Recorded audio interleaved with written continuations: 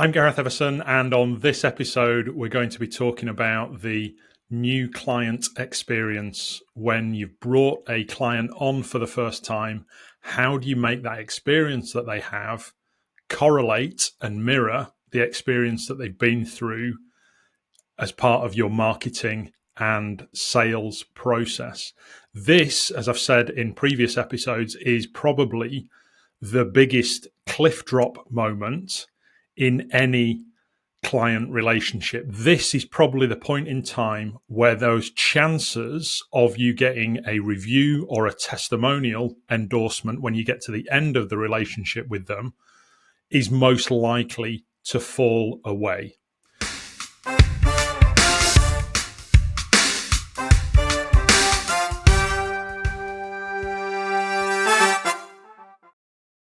To see the episode notes for this episode, go to solopreneur.com/EP13 and you'll see all the notes and guidance around this. There'll also be a link on that page for you to take your own marketing plan so that you can transform the way that you do these lemonade steps in your business in the next 30 days, and then beyond that, a 90-day to 1 year plan that comes out of that. So if you're interested, please go check out those resources.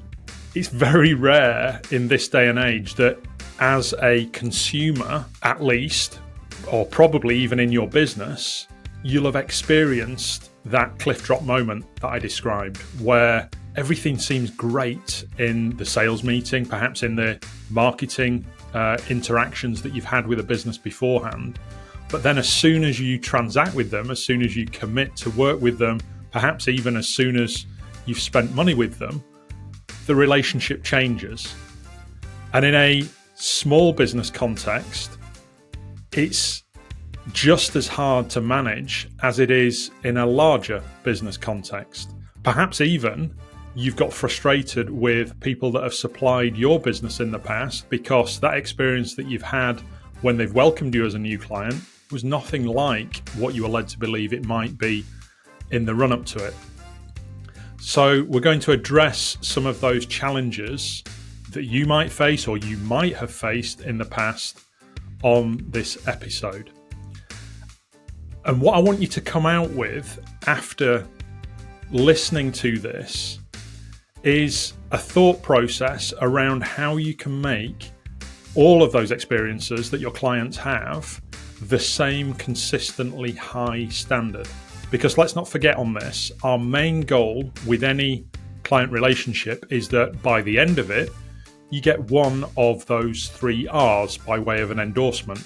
Either they work with you again, a repeat sale, that they leave you a review, or that they refer you to somebody else. That's our main goal from this. So we need to make sure that we're having a consistently high standard of experience that they get throughout your entire sales, marketing, and delivery process.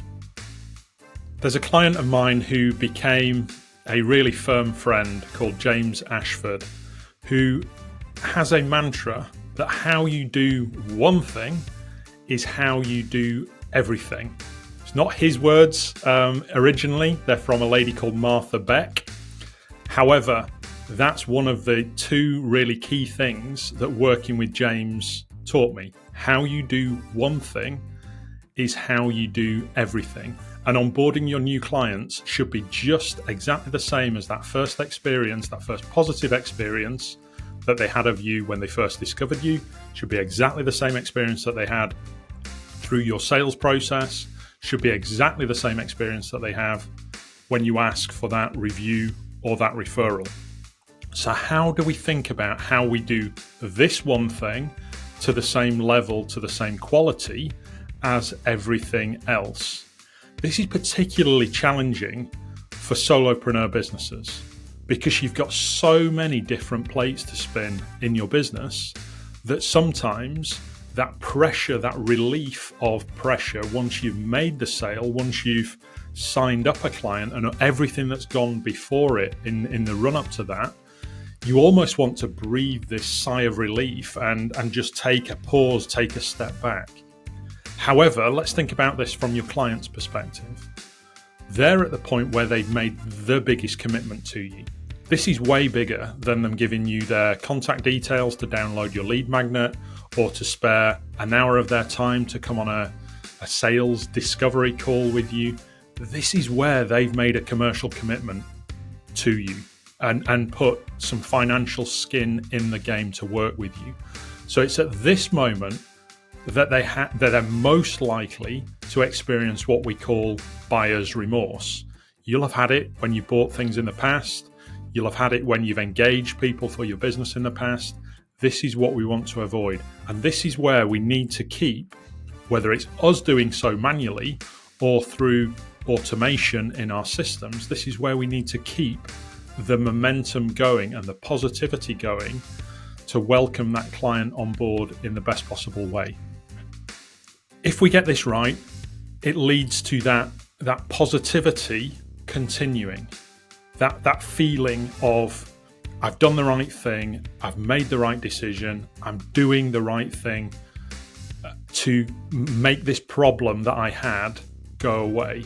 And that then is more likely to then build momentum towards those reviews, towards those referrals, towards those repeat sales. So when we get this stage right, it has so much of a positive upside.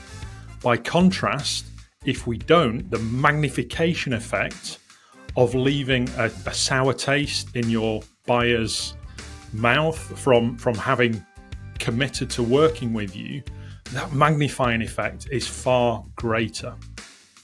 So it's ever so important to make that really positive first impression on them when they sign up to work with you, when they've committed to move ahead with your offer. There's a good way of thinking about this stage, this new client welcome. And it might be slightly different to how you perceived it in the past.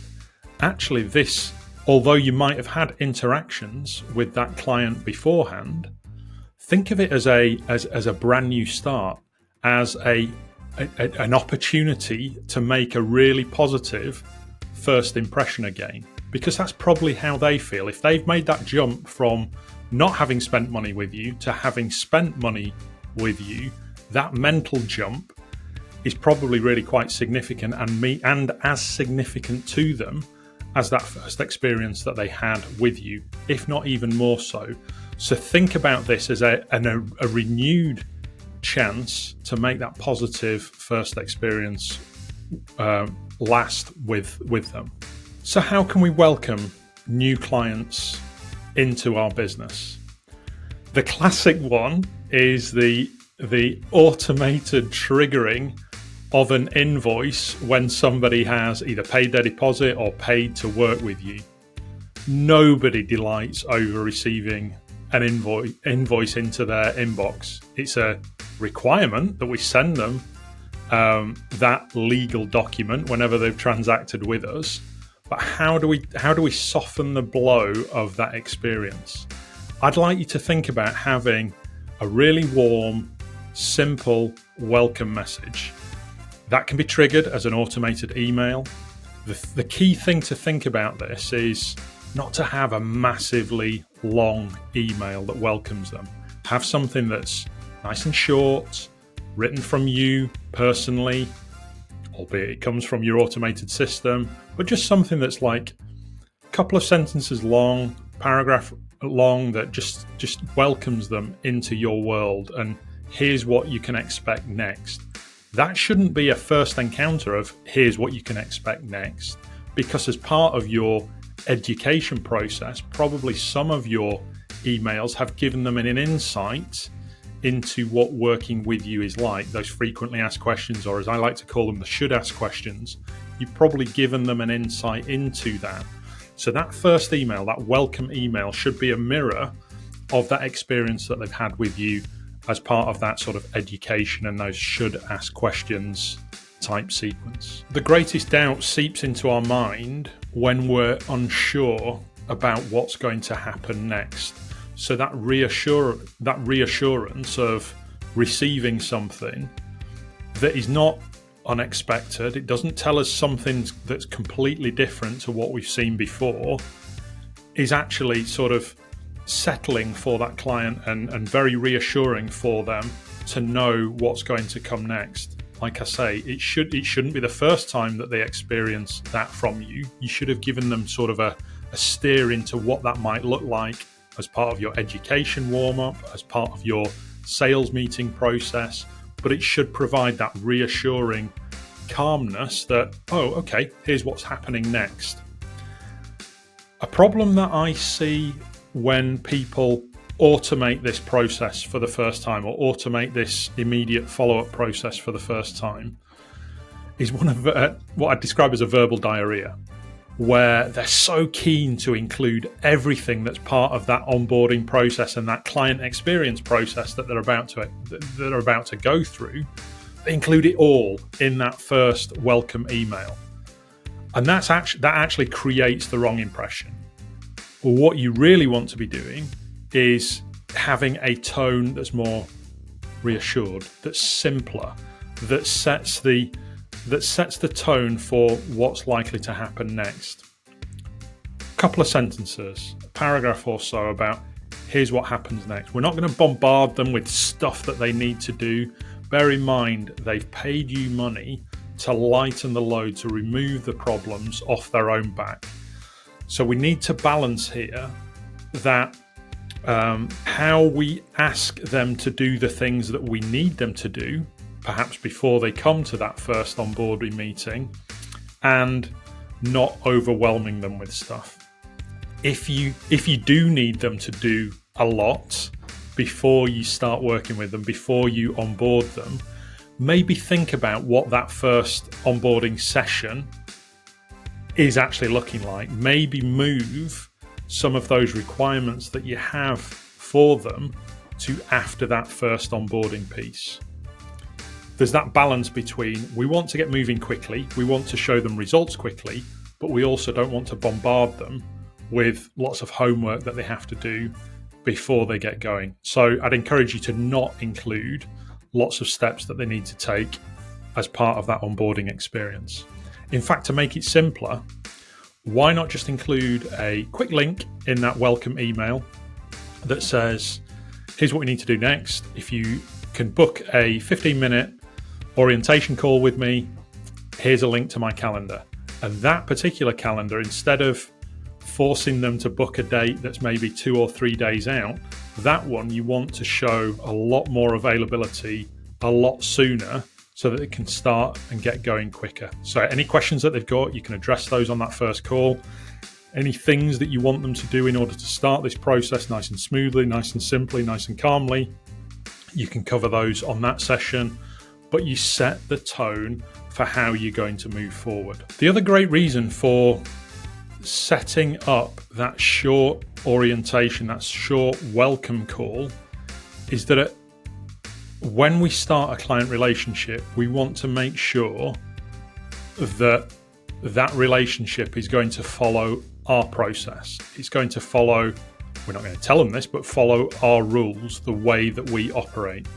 Because if we don't set the tone for that, we're not in charge of that relationship. And if they start to think and assume and request even things that aren't part of what they've agreed with you, as part of that offer, as part of that experience that they've had before they bought from you, then we're on a slippery slope, because perception is everything when a client has spent money with you. So jumping on that initial welcome call, that 15-20 minute welcome call with them, just helps us to reassure them that they've made the right decision, and it sets that calmness in their mind. But B, that professionalism of having a structure to what we're going to cover on that call and not bombard them helps us set the tone, helps us lead where that client relationship is going to go. Coming back to exactly that way that I started this episode, how you do one thing is how you do everything. So that first client experience that they have, that welcome call, needs to set the tone for how your further interactions are going to look with them. When we set expectations like this, with a process that's like this, it helps to further that relationship that we've developed. It helps to set the tone for the way that things are going to work further, and it helps to remove any doubt in that client's mind that they've made the wrong decision, removing that buyer's remorse from their minds.